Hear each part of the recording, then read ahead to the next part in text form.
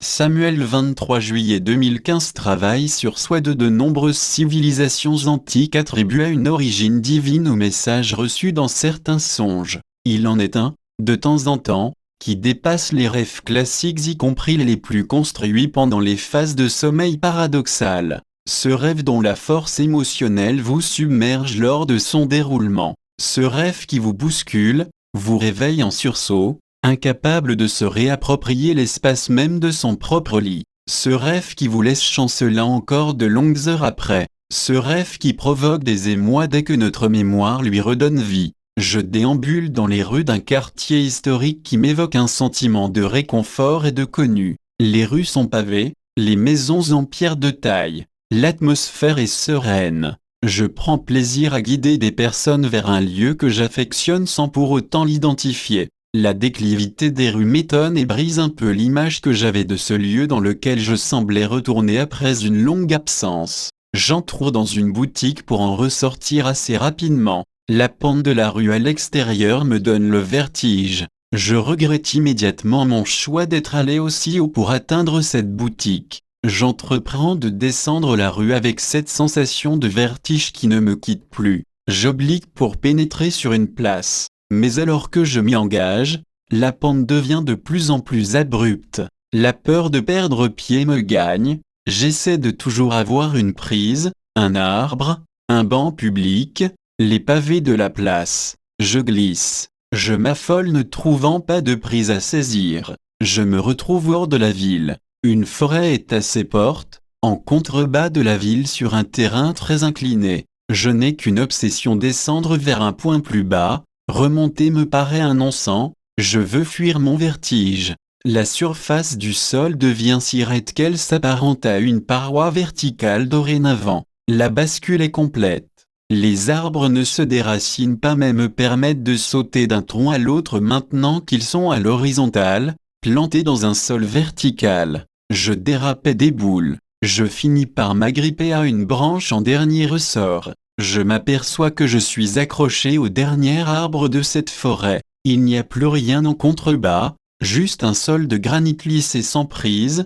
devenu paroi vertigineuse. Ce n'est pas la position inconfortable à bout de bras, tenant fermement cette branche, qui me panique. C'est le choix qui s'offre à moi. Une voix indicible issue du cœur se mêle alors à ce songe et murmure. Le vide est possible, le vide est choix. Je m'imagine lâcher prise et une bouffée d'angoisse me submerge à l'idée de tomber vers ce vide sans fin. Il n'est pas sombre mais clair et distinct avec une paroi qui semble simplement s'étirer à l'infini. Cette voix me dit que ce vide est l'étape suivante pour moi. J'ai terriblement peur. J'ai peur de tomber sans fin dans une vacuité terrifiante. Je concentre mon regard sur ma main agrippée. Je ne vois que ces 5 doigts refermés sur la branche. Essayant d'oublier tout le reste, je n'aurais qu'à ouvrir ces 5 doigts sans penser à la suite. Mais mon mental s'affole et reprend le dessus. Il refuse que je lâche cette dernière branche, ce dernier repère tangible auquel il me dit de me raccrocher.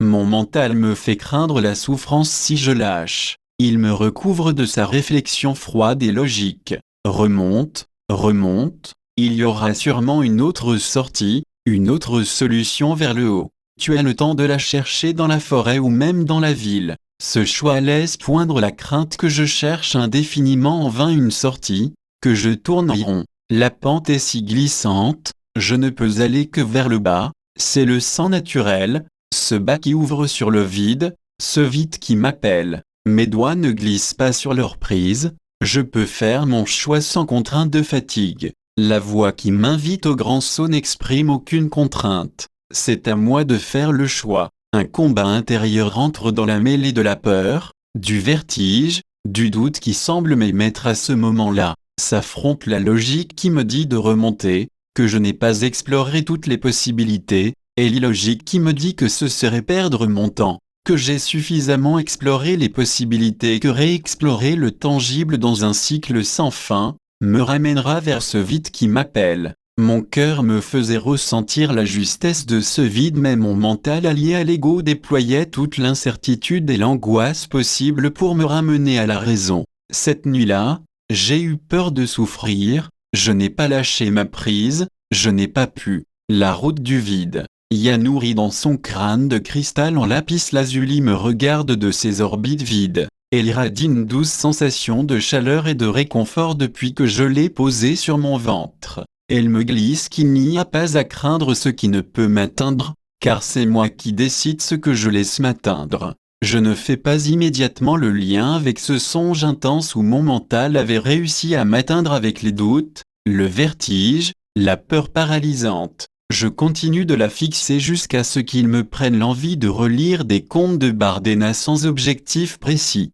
J'en feuillette quelques-uns jusqu'à trouver celui qui subitement m'apporte une compréhension nouvelle et inattendue. Jusqu'à ce songe, le conte sur la route du vide m'apparaissait hermétique et imbuvable. La route du vide y est décrite comme l'inverse de la route de l'ego. Bardena y énonce en 3 temps. Le vide est une notion qui fait extrêmement peur à chacun d'entre vous. Cela fait extrêmement mal de se brancher à la structure du vide. Se brancher au vide veut dire que l'on arrête de contrôler sa vie. Se brancher au vide est l'acte de confiance suprême. Mon songe me rappelle que répondre à l'appel du vide ne se décrète pas par le mental. Il me faudra un jour laisser glisser mes doigts de ma branche et écrire. Cette nuit-là, j'ai eu peur de souffrir, j'ai lâché ma prise, j'ai pu. Crédit illustration, Aaron Floranto, par Samuel sous www.leretourdedragon.com